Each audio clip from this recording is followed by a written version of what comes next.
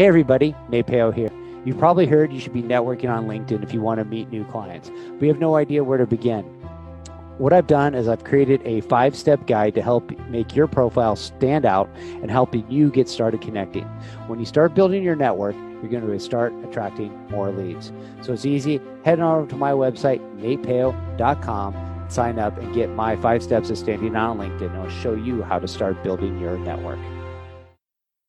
From author Donnie Bovine comes the book, How to Be a Success Champion, available on Amazon. After years of living other people's dreams, author Donnie Bovine decided to jump out on his own and start a business, thinking it would be easy. Instead, he had a rude awakening and quickly understood that he had spent 20 years being an employee and had no idea how to be a business owner. His business was tanking, and he was on the brink of losing everything when he decided to fight for business freedom. In this must-read and life-changing book, author Donnie Bovine shares with readers his story intermingled with lessons learned from his mistakes and his failures. In How to Be a Success Champion, you will find advice the author received from mentors and how he went from zero to a 6-figure business. The author walks you through the steps of how to get out of your own way, how to play the game of business and win, find your strengths, how to network effectively, how to build a personal brand, how to create champions for your business, how to get great at sales, how to take complete ownership of you and your business. How to Be a Success Champion from author Donnie Bovine, available on Amazon in both Kindle and paperback editions. Order your copy right now. It makes a great book for corporate events too. How to Be a Success Champion from author Donnie Bovine, available on Amazon. Want to go far in business and in life? You can't do it alone. The secret is expanding your network of personal relationships, building friendships, connecting on an intimate level, away from the office, over a coffee or cocktail. Welcome to All In with the real Nate Peo. The show that asks what happens when you go all in and leverage the power of your network of personal relationships.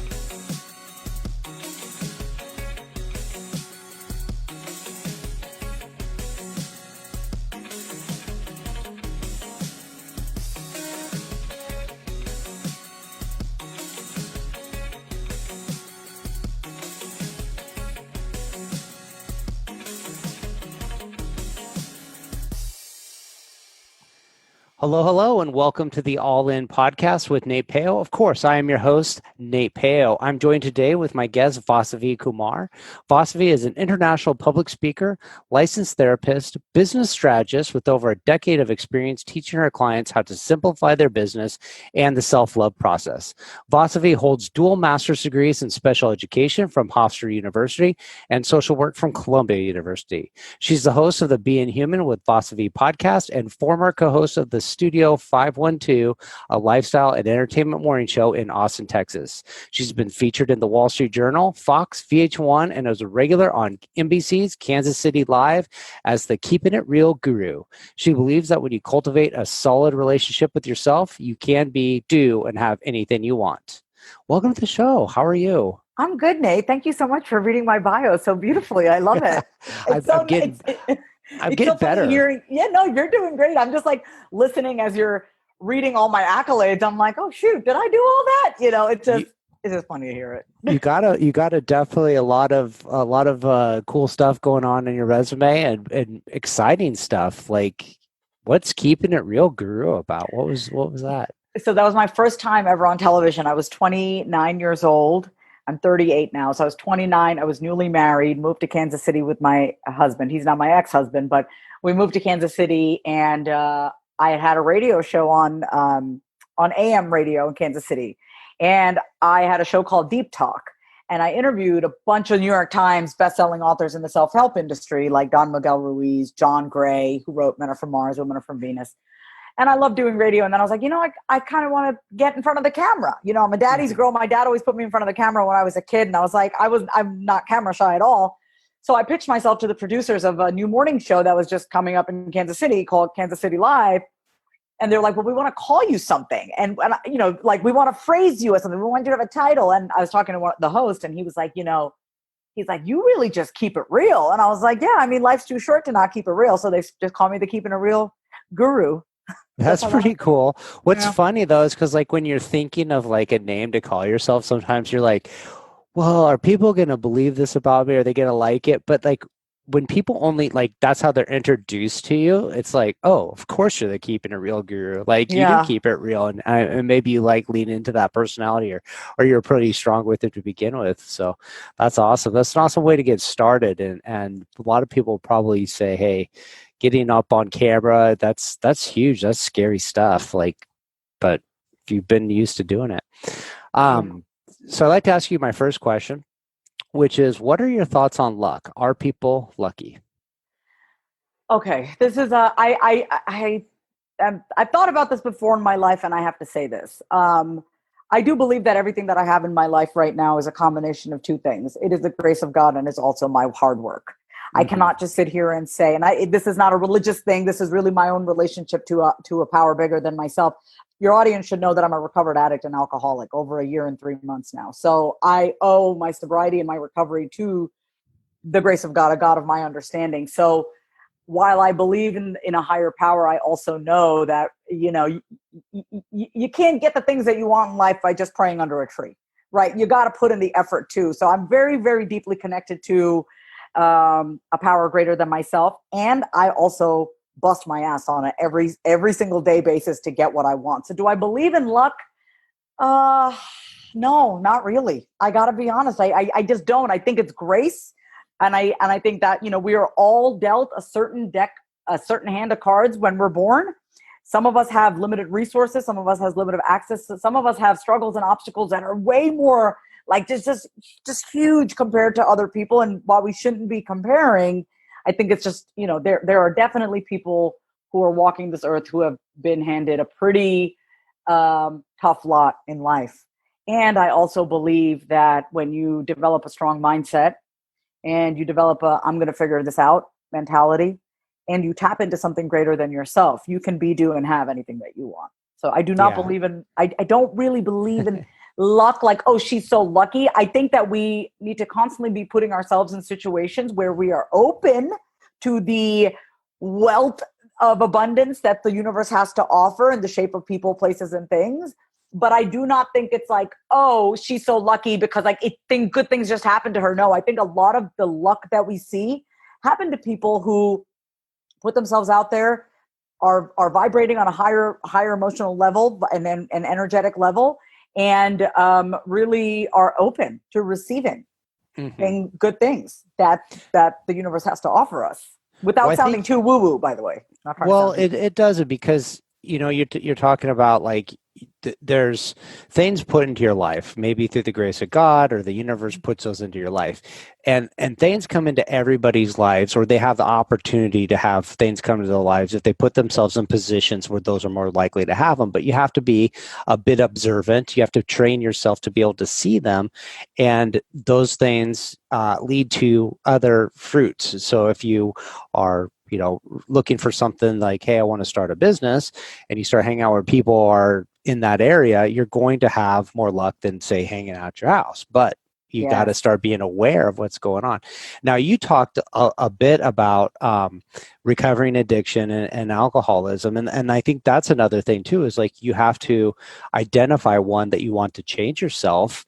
And then you have to think about like, hey, where could I go to surround myself with people that are going to help me receive more gifts that are going to take me down this path towards sobriety. So I think that's an important topic, because I think so many people, myself included, have questioned their relationship with drugs and alcohol. And a lot of times people don't realize they don't have that rock bottom moment, I guess you'd call it, that they don't necessarily always identify with being an alcoholic compared to maybe other people that they recognize, but they say, hey, I'm definitely in a spot where I could be better off if I didn't have it in my life. So do you work with a lot of clients that are in that same boat, or is that just kind of like your personal journey? Yeah, that's such a great question. And what I want to just say one thing, like, you don't have to have a problem with alcohol for it to not be a problem in your life, right? Like, you may think you don't have a problem with alcohol. I was a high functioning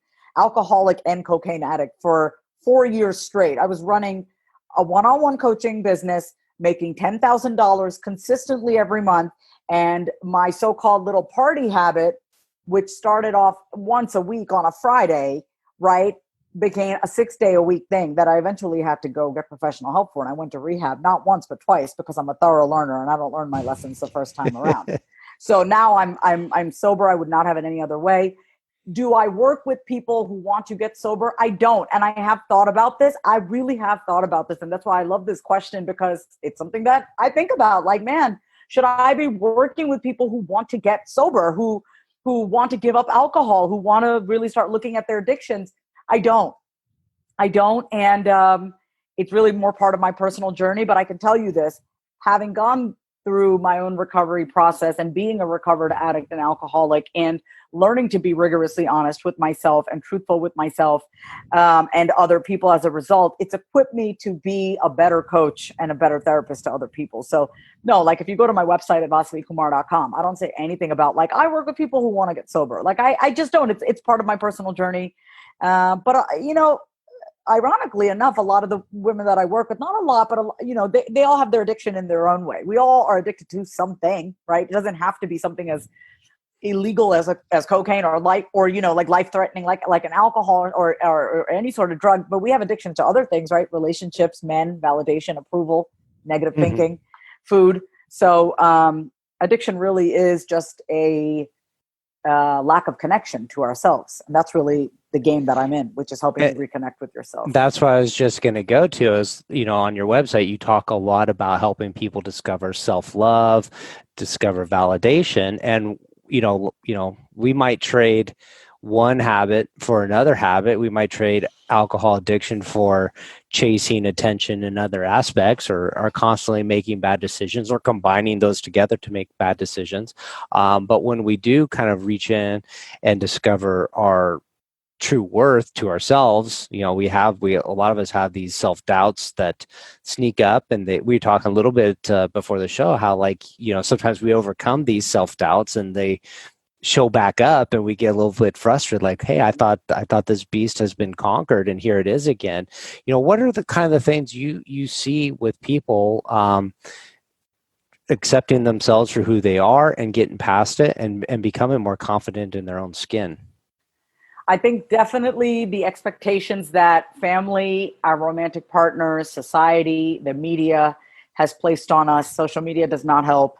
Who we think we should be based upon what other people have told us that we need to be is definitely the number one thing that gets in the way of people really truly being self-expressed. I can tell you right now, as a first generation Indian immigrant woman, my parents are from India. They came to the US in 1974. I was born and raised in New York. I grew up in a very traditional Indian household. I grew up in a household where it's like, okay, so my mom's a retired cardiologist. My dad's a retired CPA. Both of them are, professionals, have their own practices. So we were expected to go to Ivy League colleges. My sister became a doctor. I kind of took a different path with like therapy and social work and coaching and running my own business. And I even became a plant-based chef. I did all sorts of stuff. I'm kind of the black sheep of the family. I'm more of the free-spirited one, but we were expected to make sure that, we got Ivy League education. In fact, when I got my master's in social work, I got accepted both into NYU and Columbia. And my parents said, we're going to Columbia because it's an Ivy League college. Mm-hmm. And they're like, we're going to pay for it. You're going to go to the Ivy League college because status is very important in the Indian culture. Now, I don't prescribe to any of that. I don't subscribe to any of that. Excuse me. But, I do feel like as women, especially, and I know men have their own set of expectations that are placed on them. For women, it's like, got to get married, got to have kids, got to be like this and got to be like this. And you got to be picked by a man. You got to be chosen by a man. You have to settle down. And these are the things that that are placed upon us. For men, it's like, you have to be the provider. You have to be the rescuer of women. You have to be manly. You can't be too emotional, right? Like from a very young age, we are literally taught how to be and how not to be in order to gain love and approval. And so my job really is to come in and by the way, all of that conditioning is now affecting you in your present life. And so my job is to come in, and because I've done this work on myself personally, I give way more weight to the personal work that I've done on myself, even more than my professional training. My professional training is great, makes me look great on paper. For anyone who needs the accolades, I have all of them. But what really makes me qualified is that I've had to do this stuff on my own. I'm not just sitting here preaching it. And so my job is to come in And you could tell me any situation in your life going on. And I have trained myself and with my clients to really look for what are the beliefs, right? Because everything starts with the belief. We cannot just go straight to changing our behavior, right? We got to look at what are the beliefs, what are the thoughts, what are the feelings, which inevitably produces the action, which ultimately produces the results, right? So my job is really going in and questioning those beliefs, because from a very young age, call this the grace of God, call this I'm just curious. I was born curious. I just was always very curious about, why do people think the way they do? Why do I think this way?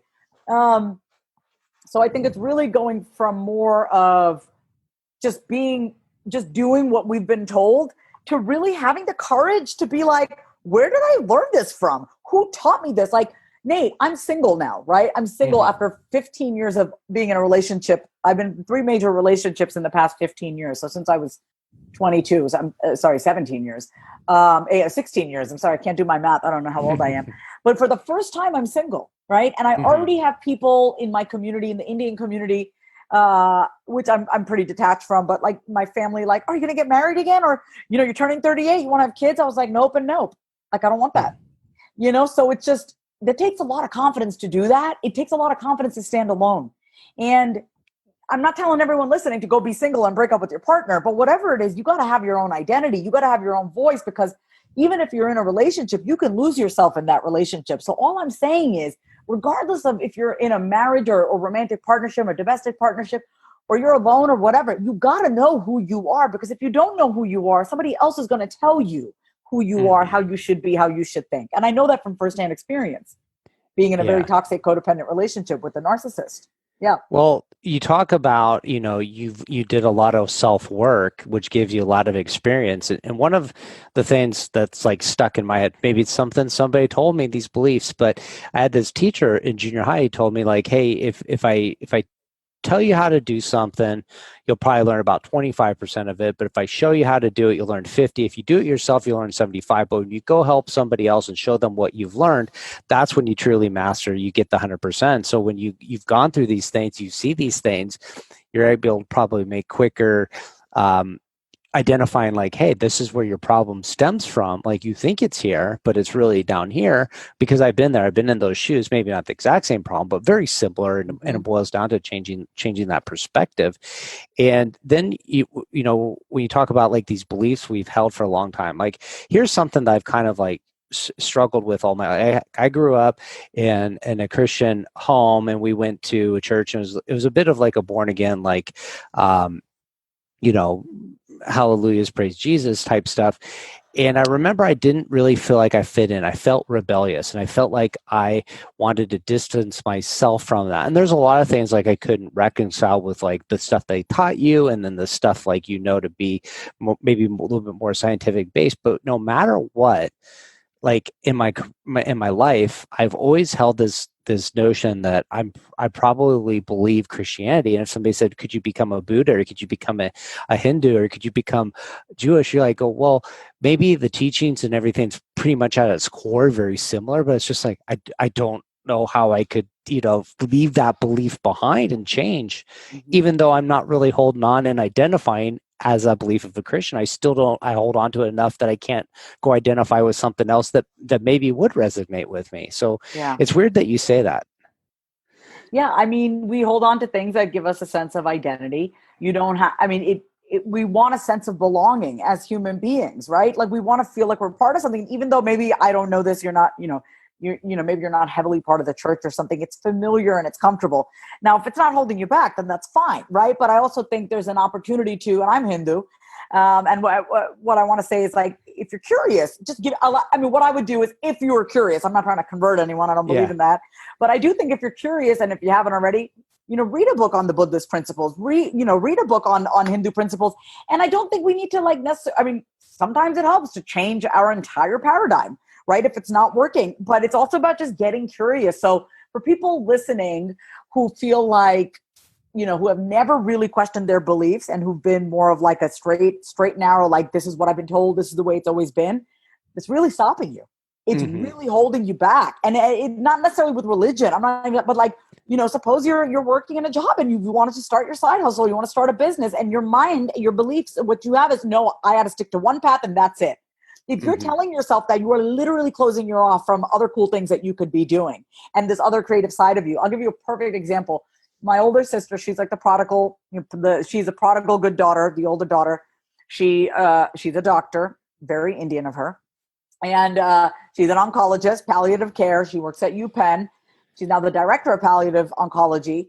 And she's a brilliant writer. She's a brilliant photographer. She is a very prolific speaker. She's just great when she speaks, right? Like you think, I think I'm a good speaker, but she's just wonderful.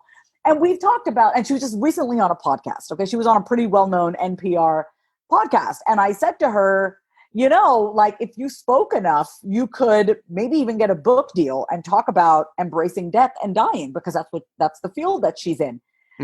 And I said, and then you could cut back on your hours. You can get paid a nice little fancy advance to write a book, and you could just tour and you could travel, talking and being a best-selling author. Like I see the vision for people. You know what I mean?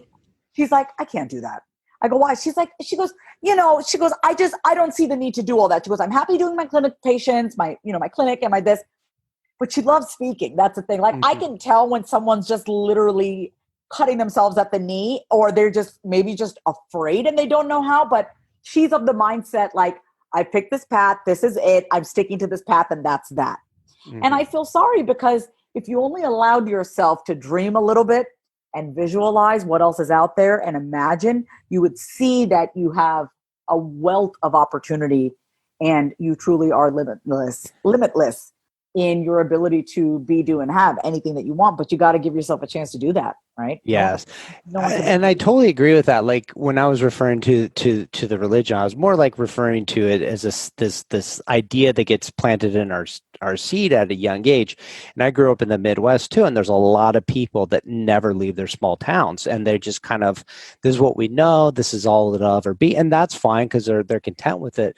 But what I found is the more you expose yourself to different people, different cultures, different ideas, different ways of doing stuff, just a whole variety of stuff, your mindset changes of what is possible. And so you start changing your beliefs, and you realize, like, hey, maybe this isn't have to be this way. Maybe if I choose that I want to pursue something I'm passionate about, and you're hanging out with people that are doing it in this field, like your sister, like if she was hanging out with people that do public speaking for a full-time living, they start rubbing off on you a little bit, and you start seeing what's capable and what's possible. So I do agree that part of discovering who yourself is just, right down to the core, go, hey, what are these beliefs that are maybe holding me back from being the best version of myself, discovering my gifts, and then making the best of what they are, so it's. When you use the word content, and I always, I get little goosebumps when I hear that, because do you know how many times, Nate, I've heard people say they're content, but they're really just complacent, right? So a lot of times people say they're content, and that's just code for, I'm too afraid to try anything else. I'm just going to settle with where I'm at, because anything outside of my so-called content life just feels very scary to me. So I'm like, I say to people, like, you say you're content, but are you really just complacent? And so let's not get trapped into the also, right? When I've dated men like this, and I've worked with clients like this, that are like, I should be grateful for what I have. Yes, we should all be grateful, but also do not get trapped in the, I should be grateful, therefore I should not want more. I should not want to be more. I should not want to have more. I should be grateful. You can be grateful for what you have right now, and you can also want more for yourself. Yeah. And I think you can discover, like, wanting more doesn't necessarily mean consuming more. It could be living up to your potential. It could be sharing your gifts with the world, and letting, be open to new ideas of pursuing those. So, if you're working with people, and they're looking to do self-improvement, I'm sure that this idea of all in probably resonates with people, as if, like, hey, you want to make a change, what does it mean to be all in to you and the clients you're working with, when they're about to, like, hey, I wanted to, figure out how to love myself a little bit better? It's an investment. And I'm not just saying financially, right? That's not even what I'm saying is the financial aspect. I'm saying mentally, emotionally, spiritually. Your soul is slowly losing its brightness, and we need to get it back, right? You are ready to make that change. You are ready to do whatever it takes. You are like, okay, I resonate with you, Vasavi. I resonate with your story in some shape or form. I am ready to dismantle those beliefs. I'm ready to clean up and tighten up those power leakages, right? Those leakages in our life that we slowly ooze power, whatever it is, in our relationships, in our finances, in our health and wellness. And it's someone who is willing to do whatever it takes. Being all in, I'm going to add a little bit to this, is being all inwards, right? Mm-hmm. Instead of seeking validation from people, places, and things on the outside, hoping that, oh, if I just look like this, I'll feel better. Or if I just start, if I make this much money, I'll feel better. If I have these many followers, I'm going to feel better. If I increase my bottom line by this, I'm going to feel better about myself. None of that matters. At the end of the day, none of that matters. And I can say that from firsthand as someone who was making 10 grand a month, and yet I had a closet cocaine addiction. What was up there? What was going on? And I had a BMW, really nice apartment, fancy apartment, right? Making all this money, looking really good. Body was looking really great. But yet I still had this cocaine addiction. And so what I want everyone to hear is, you don't have, like, what's your version of that? Right? So just it doesn't have to be as extreme as cocaine, but like, are you really empty on the inside? Do you feel like something is missing? Do you still seek validation and approval and love from the people, places, and things around you? Because if so, it's really time to start generating that happiness from within, to start validating yourself, and to learn to love your own solitude. Because oftentimes what happens, Nate, when we don't learn how to love, and not just love ourselves, like ourselves, can you spend a whole few days just by yourself and be okay and enjoy it? If you cannot learn to love your own solitude, you are always going to feel like you're empty, and you're always going to be chasing the next, bright and shiny object to fill you up. And you're just going to be chasing your tail your whole life. So, the work that I'm in with people is, obviously I'm a business strategist, so I'm very good at helping people monetize their ideas, social media marketing, on-camera presence, copywriting. I've done all of it for 10 years. But what I'm a master at is really helping people develop that love for themselves, that care, tightening up those routines, those habits, and really having a stronger mindset so you can be unshakable and do, and have anything that you want. Mm-hmm. Well, I think too, like you start with the inside, you make that strong foundation. That's going to open yourself up to being more successful at those other things you're talking about. You're gonna serve your relationships better. You're gonna be a better boss, business owner, whatever entrepreneur that you can be.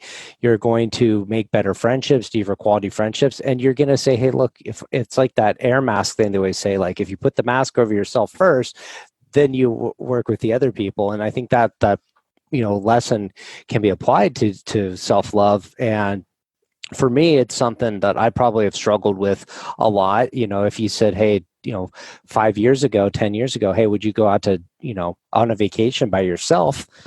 Maybe. Would I go out to like dinners and out and about and go like on the touristy stuff by myself? I'm like, probably not. Like I would probably feel weird by myself. And so like that's a big step. And to say like, hey, could I be comfortable enough to go somewhere where I don't know anybody, that I'm going to have to make conversations on my own and put myself out there and be vulnerable?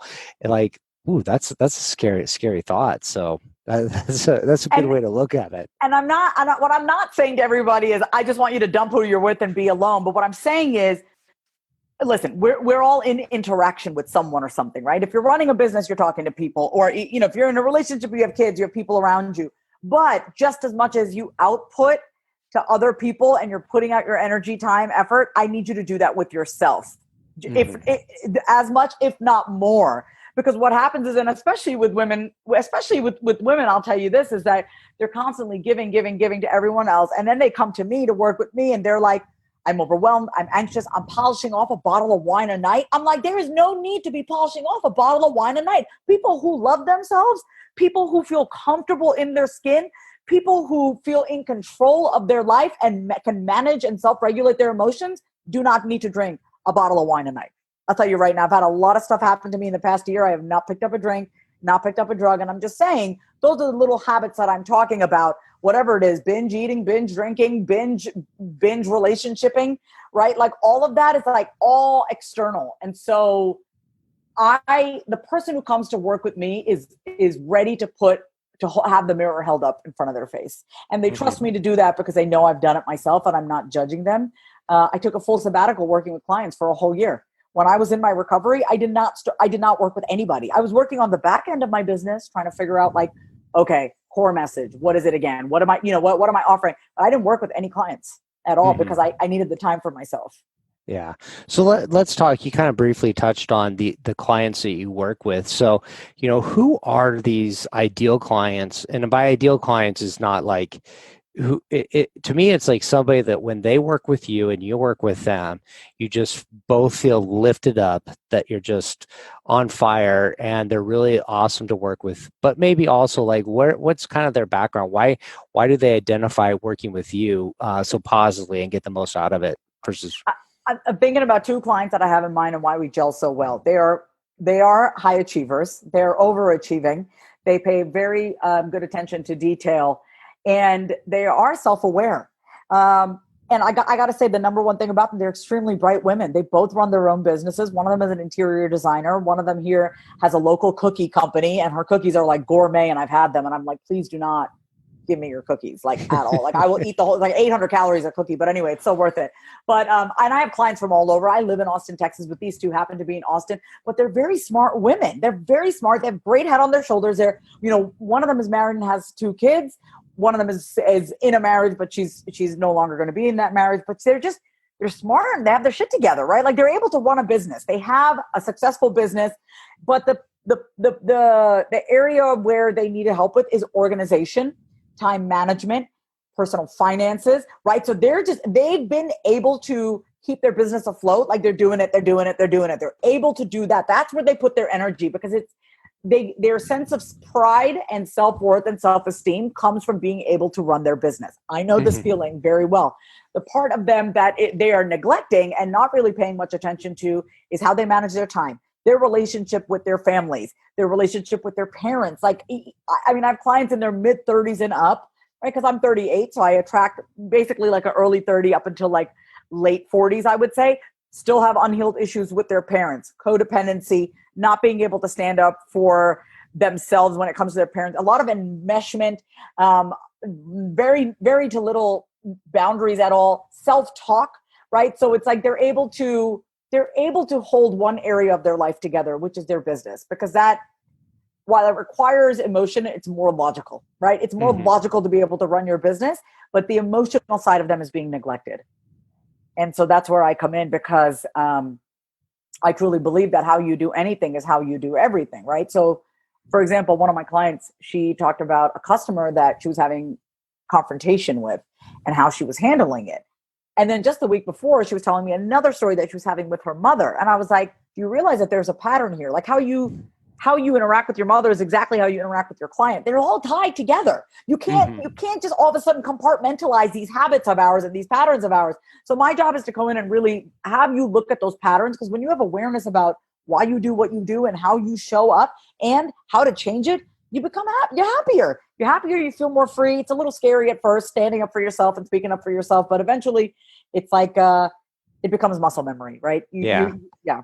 It seems like a lot of people with high achiever tendencies, like they'll put their focus, maybe it's avoidance of dealing with themselves and dealing with their personal relationships. So they put themselves into maybe tasks, maybe they were rewarded for their efforts that they did as a younger child, and it reinforces. So like, hey, this is what I know. I'm going here and I'm not going to go touch the scare. I know it's messed up and I just don't want to touch it. But you come to a point where, especially if you're self-aware, you go, hey, I can't continue like this if I don't figure something out. And if I'm going to figure it out, I'm going to have to face it. So it does make a lot of sense of if you're that type of person, why you resonate. Because you're like, hey, I want to put the same efforts of success that I've done in other aspects of my business into the success of working on myself. I'm really happy you said that. You actually just summed it up beautifully, right? It's like we as human beings, especially if you're a high achiever, we know that we can celebrate and we will get that dopamine hit when we work on the things that we know we're good at. And we kind of leave the other stuff like, I'm not going to touch my emotions because that's a whole Pandora's box right there. I'm not even going to go there. But let me work on what I am good at, right? I'm good at my business. I'm good at, putting myself out there. I'm good at marketing myself. Whatever the thing is that you're good at, you've learned that if you do that, you're going to feel good. And so we avoid working on the stuff that's uncomfortable. Full transparency with your audience. I just started re-seeing a therapist again. So I was in therapy for a long time. Therapists need therapists too, right? Like I'm sitting here in the business of, helping other people. Trust me, I'm not going to sit here and not have someone that I can talk to. And I just started seeing her virtually last week. And man, the stuff that came up, like lot of resentment that I was still holding on to. And I could tell with my ex and even with my mom, and just patterns in relationships that I noticed, which is why I choose to stay single. And I'm sharing this openly because when you start to do the work and you start to have that awareness, it no longer burdens you. It burdens you when you're not addressing it, right? It's like sweeping dirt underneath the rug and being like, okay, cool. It's not dirty anymore. Yes, it is. It's just sitting there under a rug though. Just because you can't see it doesn't mean it's not there. If you walk on that rug, you're probably going to get a little bit of dust that's going to come up, right? It's like the same thing. So it's like, I think it's important, especially for me being in this line of work, that I keep my mind clean. I keep my mind in check also because I'm only a human being, which is why I started my podcast, being human with us. Yeah. Well, you have to work on yourself. I mean, if you can't say that to yourself, how can you say that to others? So Awesome. I've had a great time chatting with you. So somebody wants to get connected. They want to speak with you about, self-love and figuring themselves out. Where should they go to get in touch with you? So I have a gift for everyone listening, and it's specifically written for women, but I am going to say to the few good men listening, or more than few good men, this is actually very applicable. If you as a man think you're a people pleaser as well, if you can identify with being a people pleaser and you want to learn how to give yourself the time and attention that you give everyone else, I'm going to just open this up to you guys. Don't be thrown off by the fact that the name woman is in the title, but I have a 24-page guide that I've created, Nate. It's the 10 must-have habits of ultra-confident women. I promise you the exercises that I walk you through in this guide. I've done this myself. I've done this with my clients. These are all the things that I've repeatedly said over and over again. So I just put it into a 24-page guide. Think of it as like a mini workshop with me. If you go to vasavikumar.com/free guide, you can download it.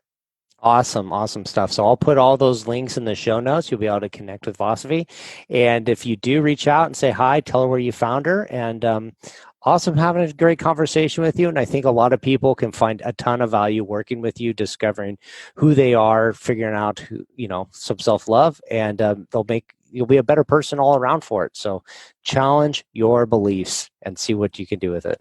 Thank you so much, Nate. I appreciate you. Thank you. Make sure to visit our website, therealnatepeo.com, where you can subscribe to the show on iTunes, so you'll never miss an episode of All In. While you're at it, if you found value, we'd appreciate a rating on iTunes, or if simply tell 2 friends about the show. Looking to connect? You can find Nate Peo on LinkedIn or Instagram.